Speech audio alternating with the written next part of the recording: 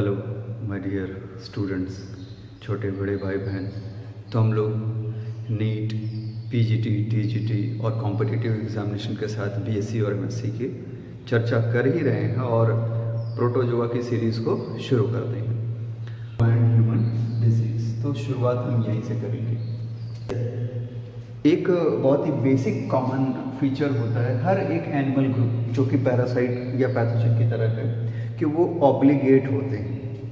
ये याद रखेंगे क्या भाई, वो जो भी पैरासाइट होगा, चाहे वो प्रोटोजोआ हो या किसी और ग्रुप का मेंबर हो, एनिमल्स की बात हो रही है, तो नॉर्मली क्या होते हैं, वो ऑब्लिगेट होते हैं। ऑब्लिगेट का मतलब तो आप समझ रहे हो, पूरी तरह से, यानी अगर उसका होस्ट मर जाए तो वो भी मर जाएंगे। जीना मरना तेरे साथ, बिल्कुल वही वाली कंडीशन है भाई, तुम मरोगे हम भी मर जाएंगे। तो ऐसे वाले कौन होते हैं, ऑब्लिगेट होते हैं। फैकल्टेटिव यानी फैकल्टी चेंज कर सकते हैं, ज़रूरत पड़ी तो कुछ देर वहाँ, फिर सामान्य परिस्थिति हो गई तो अपने रियल वाले पे पहुँच जाए, है ना, वो फैकल्टेटिव हो गए। तो ऑब्लिगेट होते हैं। दूसरा क्या, दूसरा जो होता है ना, ये होस्ट स्पेसिफिक होते हैं। मोस्ट ऑफ द केसेस में क्या होता है, ये होस्ट स्पेसिफिक होते हैं। इसीलिए होस्ट स्पेसिफिसिटी बहुत अच्छे से इसको स्टडी किया जाता है, ड्रग डिज़ाइनिंग में काम आ जाता है। हालांकि कहीं कहीं पे कुछ प्रोटोजोआ ऐसे मिलते हैं जिनके ड्रग डिज़ाइनिंग करना भी बहुत मुश्किल का काम है ना। हम आगे बढ़ेंगे कुछ अभी से। एनिमल के जो पैरासाइट होते हैं वो जो पैथोजन में कन्वर्ट होते हैं, तो इनमें ये चीज़ें पाई जाती हैं। प्राइमरी होस्ट जरूर होता है, वो एकदम इम्पॉर्टेंट कैटेगरी में आता है। होस्ट स्पेसिफिक होते हैं, इनके अगर प्राइमरी सेकेंडरी टर्शियरी होस्ट है तो वो भी लगभग स्पेसिफिक होते हैं, एक पर्टिकुलर ग्रुप के होस्ट को ही या एनिमल को ही वो अपना होस्ट बनाते हैं। ये समझ में आ रहा है। ऑब्लिगेट होंगे, जीना मरना तेरे साथ होगा, ये समझ में आ गया। अब प्रोटोजोआ की हम स्पेसिफिकली बात कर लें तो प्रोटोजोआ लगभग इसके ह्यूमन के साथ रिलेशन, डिजीज रिलेशन की बात करें तो हम आठ डिफरेंट कैटेगरीज में हम इसको स्टडी कर सकते हैं। सबसे कॉमन जो होगा वो अमेबॉयसिस होगा, आपको पता ही है। तो हम शुरू करेंगे अमेबॉयसिस से। चलिए अमेबॉयसिस से शुरुआत करते हैं। अमेबॉयसिस जो कि हमारा पहला केस होगा जिसकी स्टडी हम करेंगे पैरासाइट, खासकर प्रोटोजोआ के रिस्पेक्ट में। तो अमेबॉयसिस को अमीबिक डिसेंट्री ही कहते हैं, जो बहुत ही सामान्य पेचिस होता है गंदा पानी, कंटामिनेटेड वाटर के पीने से, अमीबिक डिसेंट्री, ये समझ में आ रहा है। तो ये अमीबॉयसिस हो गया। एंट अमीबा हिस्टोलिटिका, क्या है कि अमीबा की दो जनरा बनते हैं ना, एंट अमीबा और एंड अमीबा, है ना। ENT एंड END दोनों ही होते हैं, ENT and END, ant amoeba and amoeba. लेकिन यहाँ पे जो डिजीज कॉजिंग वाला है वो कौन है, एंट अमीबा हिस्टोलिटिका, जिसको कि सार्कोडीना भी कहते हैं। तो ये पीजीटी के एग्जाम में आसानी से पूछता है कि सार्कोडीना का दूसरा नाम क्या है। तो सार्कोडीना का दूसरा नाम एंट अमीबा हिस्टोलाइटिका है। इज इट क्लियर, इसको नोट कर लीजिएगा। दूसरा, ये क्या करता है, तो ये डिसेंट्री कॉज करता है। अब ये कैसे करता है, तो एंट अमीबा के जो ट्रोफोजॉइड्स हैं, ठीक है, वो कॉलन में, है ना, लार्ज इंटेस्टाइन में होता है ना कॉलन रेक्टम सीकम, तो कॉलन में जाते हैं और इनके जो ट्रोफोजॉइड होते हैं वो कॉलन की वॉल पे चिपक जाते हैं, एडस हो जाते हैं, और फिर उसके वॉल को पेनिट्रेट करने लगते हैं। जैसे ये कॉलन की वॉल है और ये ट्रोफोजॉइड्स है, तो इसको पेनिट्रेट करना शुरू करते हैं और अंदर जाते हैं। जब ट्रोफोजॉइड्स पेनिट्रेट करते अंदर जाते हैं तो वहाँ पे हिस्टोलाइटिक एंजाइम्स को, हिस्टोलाइटिक एंजाइम्स होती हैं इनके पास, तो इन एंजाइम्स को ये सिक्रीट करते हैं, हिस्टोलाइटिक एंजाइम्स को सिक्रीट करते हैं, जिसकी वजह से ये वॉल के अंदर जाते हैं, टिश्यू को रप्चर करते हैं और वहाँ से फिर ब्लड निकलने लगता है। तो जो स्टूलिंग होती है, स्टूल में ब्लड आना शुरू हो जाता है सीवियर केसेस में। तो जब डिसेंट्री होती है और अगर सही समय पे हमने क्लियर नहीं किया तो 2 ही 3 दिन के बाद क्या होता है कि स्टूल में ब्लड आना शुरू हो जाता है। क्यों हुआ, ट्रोफोजॉइड के एंजाइम के रिलीज करने की वजह से, जिसने वॉल को डिस्टर्ब किया। इसका कोई इंटरमीडिएट होस्ट नहीं होता है, मतलब मैन से मैन को ट्रांसफ़र होता है। नॉर्मली कंटामिनेटेड फूड, वाटर जो स्टूल होता है उसके थ्रू वाटर में आया और ये किसी तरह से ट्रांसफ़र हो गया। इसीलिए फुल्की वगैरह खाने से पहले बहुत ध्यान से देख लीजिए साफ़ सफाई तो है, ऐसा तो नहीं कि नाली में कहीं हाथ वाथ धोया, अगल बगल आया अपना बना दिया, है ना। बहुत इंपॉर्टेंट है कि इस चीज़ को ध्यान में रखें। दूसरा, कई बार ये ट्रोफोजोइट्स क्या होते हैं, माइग्रेट करके लीवर, ब्रेन, इतनी इम्पॉर्टेंट जगह पे ये पहुंच जाते हैं और वहाँ पे जाके ये एब्सेस फॉर्मेशन करते हैं। तो ये चीज़ याद रहेगी। हालांकि जो मक्खियाँ होती हैं, सिंपल मस्का डोमेस्टिका जो घरेलू मक्खी है, वो इसको रैपिडली ट्रांसमिट कर सकते हैं, मतलब भिन भिनाते रहते हैं यहाँ से वहाँ, तो ये जल्दी से फैला सकते हैं। लेकिन वो पर्टिकुलर उसका वेक्टर या ये इंटरमीडिएट होस्ट वाली कंडीशन नहीं है, सिर्फ स्प्रेडिंग में मदद कर रहे हैं फिजिकल वेक्टर की तरह, ना कि होस्ट उसका बन करके। Is it clear? ठीक है। अब ड्रग्स की बात कर लें तो एमेट्रिन एंड फ्यूमेगिलिन, एरिथ्रोमाइसिन एंड मेट्रामिडाजोल, ये बहुत ही इंपॉर्टेंट है क्योंकि ये बहुत सरकारी दवाई के रूप में बहुत ज़्यादा इसी का यूज़ होता है। मेट्रामिडाजोल आसानी से ये मिलते हैं और ये ड्रग्स जो हैं बहुत ही ज़्यादा इफेक्टिव है। किसके अगेंस्ट? अमीबिक डिसेंट्री के अगेंस्ट, अगर वो एंटामीबा हिस्टोलिटिका से हो रहा है तो। Is it clear? चलिए आगे बढ़ते हैं। तो अब लोग बात कर लेते हैं डायरिया की। इसका सेकेंड केस जो प्रोटोजोआ का होता है। डायरिया बहुत ही कॉमन है जो वार्म क्लाइमेट वाली कंट्रीज़ हैं, इंडिया और इसके आसपास, मतलब इक्वेटर से लेके 20-23 डिग्री नॉर्थ, 23 डिग्री ये मतलब साउथ नॉर्थ दोनों स्फीयर में, ऐसा नहीं किसी एक स्फीयर में, दोनों स्फीयर में जो भी कंट्रीज इधर हैं इसमें ये बहुत ही कॉमन केस होता है। और ये प्रोटोजोआ है जियार्डिया इंटेस्टाइनलिस, इसकी वजह से होता है। जियार्डिया को लैम्बलिया भी कहा जाता है, इसका एक और नाम है, ऐसा नहीं है कि जियार्डिया आप कह दीजिए तो लैम्बलिया ना कहें, लैम्बलिया भी इसका एक नाम है, इसलिए याद रखेंगे दोनों नाम सेम होते हैं, जियार्डिया इंटेस्टाइनलिस। ठीक है, इसकी वजह से डायरिया होता है और डायरिया के सिम्टम बहुत ही कॉमन है, उल्टी होना, सिर में दर्द होना और लूज़ बाउल्स होना, यानी लूज़ मोशन जिसको कहते हैं, लूज़ मोशन होना, ये डायरिया का बहुत ही सिंपल सा केस होता है। तो अब ये नॉर्मली पाया कहाँ जाता है भाई? जियार्डिया इंटेस्टाइनलिस। अब इंटेस्टाइन में पाया जाएगा, लेकिन कहाँ? स्मॉल इंटेस्टाइन में। इंटेस्टाइन में तो होगा, लेकिन कहाँ होगा? स्मॉल इंटेस्टाइन में। ये समझ में आ रहा है? और वहाँ पे ये वॉल के साथ अटैच हो जाता है। अब इसके स्ट्रक्चर की अगर बात कर लीजिए तो इसमें 2 न्यूक्लियाई पाए जाते हैं, जैसे लगता है कि इसकी 2 आँखें हैं, है ना। 2 न्यूक्लियाई होता है, जैसे लगता है इसकी 2 आँखें हैं और इसके 4 पेयर फ्लैजला होता है, बिल्कुल सिमेट्रिकल अरेंजमेंट होता है ऊपर से नीचे, जैसे लगता है किसी बूढ़े की मूछें हैं, है ना। तो इसकी बहुत स्पेशल क्वालिटी है, इसलिए इसको जरूर याद कर लेना कि 2 न्यूक्लियाई और 4 पेयर फ्लैजला होते हैं, यानी 8 फ्लैजला होते हैं। और ये जो चारों पेयर फ्लैजला है ये बहुत ही सिमेट्रिकल अरेंजमेंट को शो करते हैं। They feed on amino acid and vitamins. ये बहुत ज़्यादा इम्पॉर्टेंट है, ये बहुत ज़्यादा इम्पॉर्टेंट है कि आखिर वो इंटेस्टाइन में रहते हैं तो फीड किस पे करते हैं। Actually they feed on the amino acid and vitamins which are actually present in the small intestine। ठीक है, अब आखिर रियल में होता क्या है? तो एक्चुअल में जब ये बॉडी में आते हैं तो सिंपल सी बात है, मैंने बताया था कि जो भी एनिमल होगा, वो कोई भी एनिमल हो जो पैथोजन की तरह रहेगा, पहली बात तो वो ऑब्लिगेट होगा, दूसरा होस्ट स्पेसिफिक होगा, तीसरा एक या एक से ज़्यादा जो उसका होस्ट होगा उस पर अपनी लाइफ को पूरा करेगा। चौथा क्या होता है कि ये किसी न किसी तरह का केमिकल जरूर रिलीज करते हैं जिसकी वजह से normal metabolic activity, vital activity में डिस्टर्बेंस होता है। डिजीज़ का मतलब ही यही है कि नॉर्मल फिजियोलॉजी में कहीं ना कहीं कोई डिस्टर्बेंस हुआ तो कोई ना कोई केमिकल रिलीज करते हैं। तो इसके पहले आपने देखा कि कुछ एंजाइम्स रिलीज हो रही थी, बिल्कुल ऐसी ही कंडीशन यहाँ भी होती है, टॉक्सिन का रिलीज होता है। ये समझ में आ रहा है? टॉक्सिन के रिलीज होने से होगा क्या कि इंटेस्टाइनल डिसऑर्डर होगा, जिससे कि एपी गैस्ट्रिक पेन शुरू होगा, यानी पेट में बहुत दर्द होता है, लूज मोशन के साथ बहुत तेज दर्द होता है, एब्डोमिनल डिस्कम्फर्ट होगा, पेट हमेशा गुड़गुड़ाता रहेगा, लगेगा पता नहीं क्या प्रॉब्लम हो गई, भूख की कमी होनी शुरू हो जाती है, हेडेक होना शुरू हो जाता है।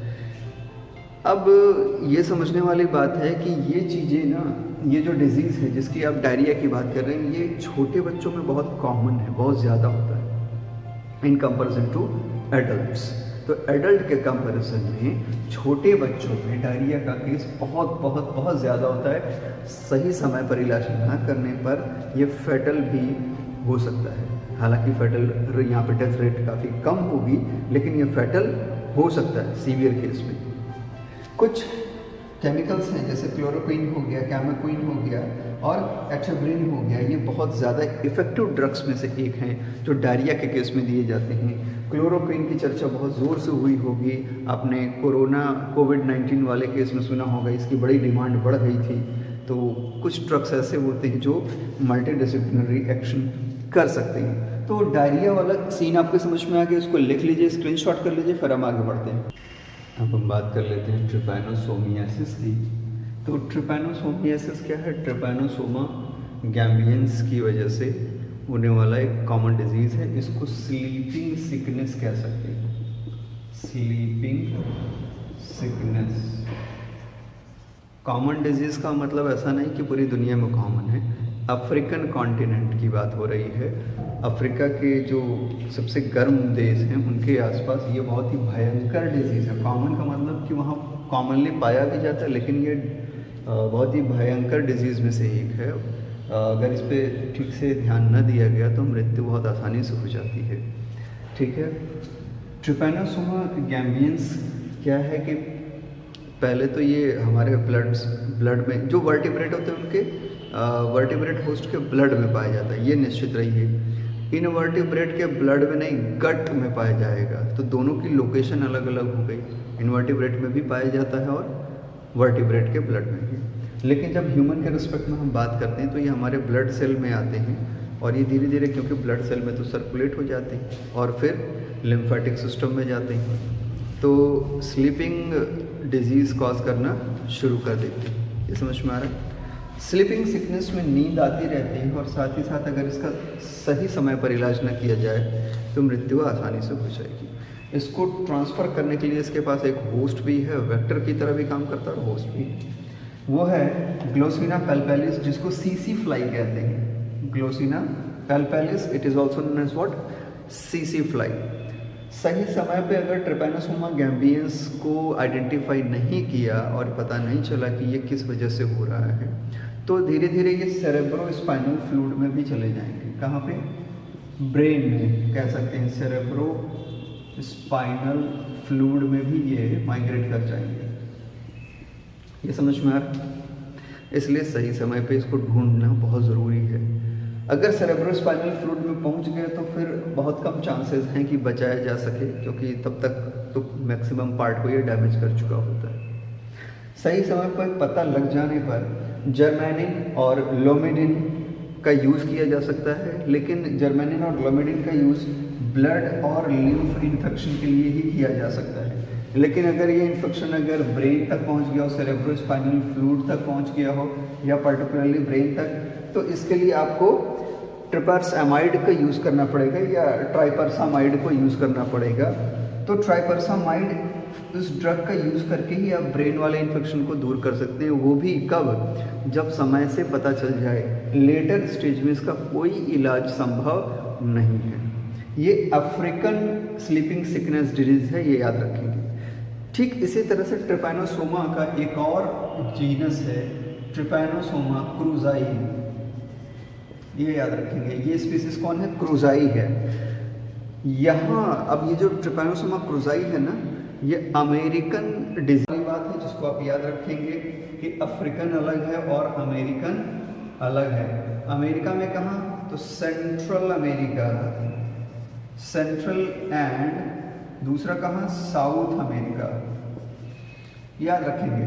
ट्रिपैनोसोमा क्रूज़ाई कहाँ मिलेगा भाई साहब? ये मिलेगा कहाँ पे? Central America and south America में। याद रहेगा। डिजीज़ बिल्कुल वैसी ही है, खतरा बिल्कुल वैसा ही है, डेड होने के चांसेस बिल्कुल वैसे ही हैं जैसे कि यहाँ पे थे। अब देखिए, यहाँ तो मान लीजिए मैन तो मर ही रहा था, लेकिन यहाँ पे क्या है ना, ट्रिपैनोसोमा क्रूज़ाई की बात करें, अमेरिकन कंटिनेंट वाले की बात करें, तो ये थोड़ा सा बिहेवियर इसका चेंज हो चुका है, बच्चों को ज़्यादा अटैक करता है ना। ये चिल्ड्रंस को फ्रिक्वेंटली अट्रैक्ट करता है, children, it attack frequently on the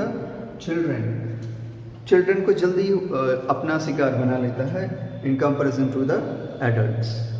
case वही है, अगर ये समय पे हमने पता नहीं किया, अभी तक इस ट्रिपैनोसोमा क्रूज़ाई का कोई पर्टिकुलर दवाई आप कह सकते हैं या क्योर अभी तक तो नहीं मिला भाई साहब। क्या है कि प्राइमाक्विनाइन और प्यूरोवाइसिन इनका यूज़ किया जा सकता है, वो भी तब जबकि अर्ली स्टेज में पता चल जाए। और ये भी क्या है कि परमानेंट रिलीफ तो दे ना पाएंगे, तो टेम्पररी रिलीफ के लिए इनका यूज़ हम कर सकते हैं, किया जाता है। अभी भी बहुत सारे रिसर्च की आवश्यकता है हमें, ताकि हम इतनी खतरनाक बीमारियों की ठीक ठाक अच्छे से क्योर ढूंढ पाएँ। इसको स्क्रीनशॉट कर लीजिए, फिर आगे बढ़ते हैं। तो टी क्रूज़ाई की अगर बात कर लें तो उसमें क्या होता है, टी क्रूज़ाई को एक बग होता है ट्राईएटोमा से, उसका जीनस है, वो ट्रांसफ़र करता है। अब हम बात करते हैं लिस्मेनिया की। लिस्मेनियासिस जो है वो कॉमनली जो हम बीएससी में या एमएससी में कॉमन साइकिल पढ़ते हैं, वो लिस्मेनिया डोनोवनाई की होती है। लिस्मेनिया डोनोवनाई की साइकिल पढ़ते हैं, और ये एक बहुत ही खतरनाक, अब तक के जो डिजीज़ पढ़े उसमें से सबसे खतरनाक डिजीज़ में से एक, मतलब स्लीपिंग सिकनेस। और ये तो आप देख रहे हैं कि वैसे तो प्रोटोजोआ नॉर्मली नुकसान नहीं पहुंचाता है, यूज़फुल प्रोटोजोआ भी होते हैं, लेकिन जो नुकसान पहुंचा रहे बहुत जी भर के, बहुत खतरनाक तरीके से नुकसान पहुंचा रहे हैं। लिस्मेनिया डोनोवनाई काला अजर या विसरल लिस्मेनियासिस नाम के डिजीज़ को कॉज करता है। लिस्मेनिया का कोई भी आप कह सकते हैं प्रोटोजोआ है, कोई भी जीनस है, कोई भी ऑर्गेनिज्म है, उसको ट्रांसफ़र करने के लिए सैंड फ्लाइज होती हैं। कौन होती हैं? Sand flies. इसको हिंदी में बालू मक्खी कहते हैं, फ्लीबोटामस। क्या है ये? फ्लीबोटामस। फ्लीबोटामस जीनस की जो मक्खियाँ होती हैं, सैंड फ्लाई, वो इनको एक जगह से दूसरी जगह तक पहुंचाती हैं, इजीली स्प्रेड करते हैं। ह्यूमन का अगर बात करें तो नॉर्मली ऐसा नहीं देखने को मिलता है कि ह्यूमन टू ह्यूमन ट्रांसफ़र हो, लेकिन प्रॉपर सैनिटाइजेशन की तो बहुत ज़्यादा ज़रूरत होती ही है। अब लिस्मेनिया डोनोवनाई जब बॉडी में एंटर करता है तो इतने ज़्यादा इतनी जल्दी रैपिड ग्रोथ करता है कि स्प्लीन के रास्ते को उसको ब्लॉकेज कर देता है, उसको रोक देता है, ब्लॉक करता है। इतनी ज़्यादा ग्रोथ होती है, एक मास इकट्ठा हो जाता है, जिसकी वजह से स्प्लीन क्या होता है, स्प्लीन फूलने लगता है, स्वेलिंग आने लगती है। तो एनलार्जमेंट ऑफ स्प्लीन, अगर बॉडी में स्प्लीन की एनलार्जमेंट होने लगे तो सबसे पहले आपको जाके डॉक्टर को कंसल्ट करना चाहिए और तुरंत फिर चेकअप कराना चाहिए। It is the clear symptom of leishmaniasis, और यू कैन से द काला अजर। इसके अलावा भी बहुत सारे सिम्टम्स होते हैं, दर्द होना शुरू होता है, लेजन्स, घाव बनने शुरू हो जाते हैं, ठीक है। तो ये छोटे मोटे सिम्टम्स आपको ज़रूर देखने को मिल जाएंगे। सोडियम एंटीमनी के जो ड्रग्स होते हैं वो ज़्यादा इफेक्टिव होते हैं इस केस में। तो sodium antimony, gluconate, neostibosan and urea stibamine, ये बहुत ही इम्पॉर्टेंट ड्रग्स हैं जो कि काला अजर के ट्रीटमेंट में यूज़ होते हैं। एक और लिस्मेनिया की स्पीसीज़ की बात कर लें, लिस्मेनिया ट्रॉपिका, नाम से ही पता चल रहा है कि ट्रॉपिक कंट्रीज़ में। अच्छा, ये जो लिस्मेनिया की जितने भी आप जीनस देख रहे हैं ना, वार्म कंट्रीज़ के जो गर्म देश हैं, इंडिया हो गया, साउथ एशिया हो गया, या मेडिटेरेनियन कंट्रीज़ हो गई, इनके आसपास ये बहुत ज़्यादा मिलता है।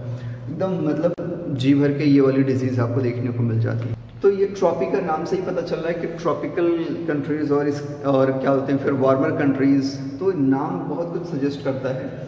ये नॉर्मल काला अजर तो नहीं कॉज करता, लेकिन एक बहुत ही गंभीर समस्या कॉज करता है स्किन में। स्किन में लेजन्स बनाता है, घाव बनाना शुरू कर देता है, और इसीलिए इसका नाम स्किन लिस्मेनियासिस है, ओरिएंटल सोर कह सकते हैं, ठीक है।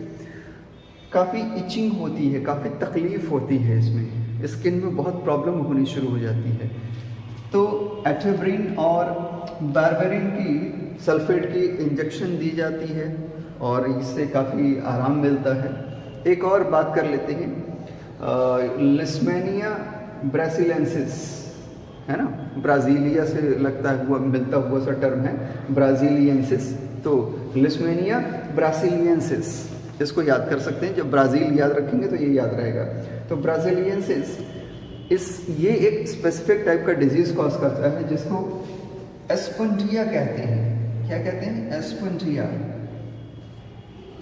एस्पंडिया में क्या होता है कि यहाँ पे आपने देखा स्किन पे लेसन्स हो रहे थे, एस्पंडिया के केस में बहुत ज़्यादा लेसन्स होने लगते हैं, इकट्ठे बहुत ज़्यादा ही घाव बन जाते हैं, बहुत कष्टदायी कंडीशन होती है। कोई एक तरीका है कि इसको सही किया जा सकता है, तो वो है प्रॉपर सैनिटाइजेशन, साफ सफाई।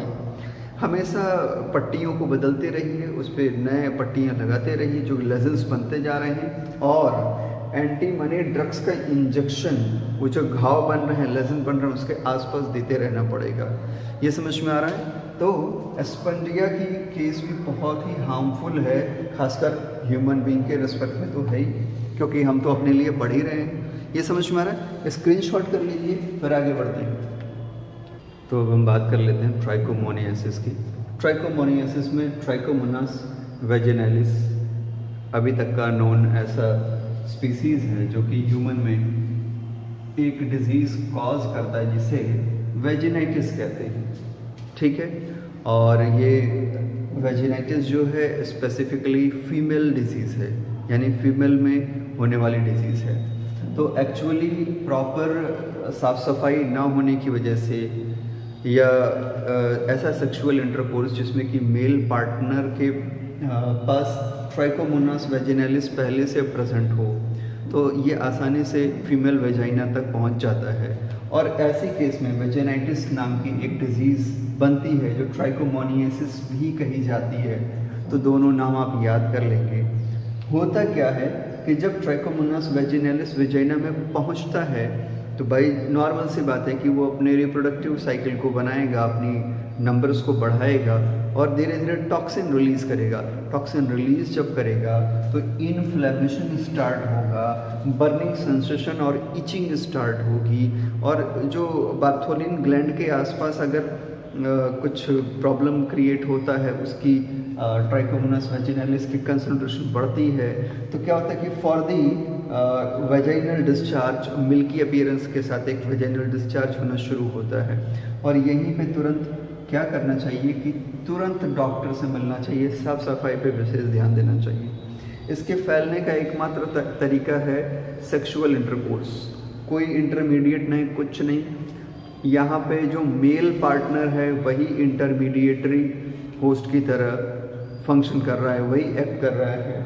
तो इस सेक्सुअल इंटरकोर्स एकमात्र तरीका है जिससे कि ये डिजीज़ ट्रांसफ़र होती है, ट्रांसमिशन होता है। मेल के अंदर बात करें, ऐसा नहीं कि फीमेल इन्फेक्शन हो जाएगा तो केवल फीमेल को होगा, नाम भले ही वेजिनैलिस है इस कहते हैं प्रोटोजोआ का, लेकिन ये मेल को भी परेशान करेगा। अगर मेल प्रॉपर सैनिटाइजेशन के साथ नहीं है तो उनके प्रोस्टेट ग्लैंड में स्वेलिंग आने शुरू हो जाती है और यूरेथ्रा तक पहुंच जाते हैं। धीरे धीरे उनके जो यूरिन सिस्टम है वहाँ पे ये कब्जा बना लेते हैं और वहाँ भी इचिंग और क्या बोलते हैं इन्फ्लेमेशन स्टार्ट कर देते हैं। ये समझ में आ रहा है? तो इससे बचने का जो तरीका है वो तो यही है भाई कि साफ़ सफाई बहुत प्रॉपर होनी चाहिए। दूसरा, ड्रग्स की बात करें तो आर्सेनिक और आयोडीन के ड्रग्स इसमें बहुत ही ज़्यादा हेल्पफुल होते हैं, बहुत ज़्यादा हेल्पफुल होते हैं। इसके अलावा एक एंटीबायोटिक है टेरामाइसिन, आप देख रहे हैं। ये एंटीबायोटिक अगर इसके साथ यूज़ किया जाए तो इस डिज़ीज़ को कॉम्बैट किया जा सकता है। ये समझ में आ गया? इसको स्क्रीनशॉट कर लीजिए। आगे हम प्लाज्मोडियम के साथ देखते हैं। मलेरिया की बात कर लेते हैं। मलेरिया अब तक की स्टडी की गई सबसे अच्छी बीमारी है, स्टडी के रेस्पेक्ट में सबसे अच्छी बीमारी है। एक टाइम था जब ये बड़ी घातक हुआ करती थी, लेकिन अब इस पर काफ़ी कंट्रोल कर लिया गया है। पहले माना जाता था कि दूषित एरिया या हवा की वजह से ये डिज़ीज़ होता है, इसीलिए इसका नाम ही मल एरिया यानी दूषित एयर, इससे डिज़ीज़ को बनाया गया। बाद में पता चला नहीं, ये मलेरिया एक्चुअल में क्या है कि एक प्रोटोजोआ है प्लाज्मोडियम, उसकी वजह से हो रहा है और मच्छर के काटने की वजह से हो रहा है, क्योंकि फीमेल एनाफिलीज इसको ट्रांसफ़र कर रही है एक जगह से दूसरी जगह ले जाती हैं। तो एक तो मैन हो गया इसका होस्ट, दूसरा कौन है? Female Anopheles. अभी तक आप जो देख रहे थे वहाँ पे सिंगल कंडीशन होती थी, अब यहाँ 2 कंडीशंस यानी 2 होस्ट आपको देखने को मिल रहे हैं। एक तो फीमेल एनाफिलीज, उसकी बॉडी में भी इसके कुछ पार्ट का मैचुरेशन होता है, सेक्सुअल साइकिल्स पूरी होती हैं। इसका वीडियो मैंने ऑलरेडी डाल रखा है, प्लीज़ लाइफ साइकिल को देख लीजिएगा अलग से, ठीक है। तो मलेरिया की बात करें, प्लाज्मोडियम की जो स्पीसीज़ हैं वो मलेरिया कॉज करती हैं। 4 स्पीसीज़ ऐसी हैं जो खूब खुशी पाई जाती हैं, इनको हम समझ सकते हैं। Plasmodium vivax, plasmodium ovale, plasmodium malariae, plasmodium falciparum. अब प्लाज्मोडियम वाइवेक्स जो है ये सबसे कॉमन मलेरिया है जो बहुत ज़्यादा, और ये लगभग हर कंट्री में देखने को मिलता है। मलेरिया ऐसा नहीं कि एक जगह मिल जाएगा, तो आप कह सकते हो कि भैया ये पूरे वर्ल्ड में लगभग देखने को मिलता है। हाँ, वार्म कंट्रीज़ में, ह्यूमिड कंट्रीज़ में थोड़ा ज़्यादा देखने को मिलता है, क्योंकि वहाँ एनाफिलीज के और प्लाज्मोडियम के ग्रो होने की कंडीशंस ठीक ठाक रहती हैं। Is it clear? गुड। अब प्लाज्मोडियम वाइवेक्स जो है सबसे कॉमन टाइप का मलेरिया कॉज करता है, जिसको टर्टेन मलेरिया कहते हैं। और ये क्या होता है, इसमें हर तीसरे दिन बुखार होता है, 3rd डे, हर तीसरे दिन बुखार आता है। बुखार क्यों आता है? क्योंकि हमारी बॉडी में, हमारे ब्लड सेल में ये जो प्लाज्मोडियम वाइवेक्स है इसके स्पोरोजोइड्स प्रेजेंट होते हैं, है ना। और वो करते क्या हैं कि हीमोजोइन नाम का केमिकल रिलीज करते हैं। क्या करते हैं? हीमोजोइन नाम का केमिकल रिलीज करते हैं। तो जब हीमोजोइन नाम का केमिकल रिलीज करते हैं तो कपकपी लगती है, ठंडी लगती है और फिर बुखार आता है। ये समझ में आ रहा है? अब प्लाज्मोडियम ओवेले की बात करें तो ये ओवेल मलेरिया कॉज करता है, और इसमें जो बुखार है वो भी तीसरे दिन, हर तीसरे दिन रिपीट होता है, 3rd डे में रिपीट होता है। क्लियर है ना? दिन भी याद रखते चलिएगा।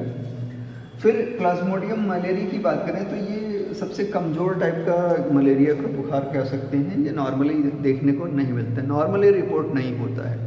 इसको क्वार्टन मलेरिया कहा जाता है, और ये हर चौथे दिन इसमें जो बुखार होता है, हीमोजोइन रिलीज होता है, हर चौथे दिन इसमें कपकपी लग के ठंडी और बुखार होती है।